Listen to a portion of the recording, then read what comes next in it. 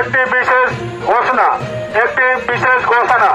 এটা দ্বারা চিলাপাতা রেঞ্জ জল্লাপাড়া বন্যপ্রাণী বিভাগ হইতে সকল জনসাধারণকে জানানো যাচ্ছে যে বর্তমানে আপনাদের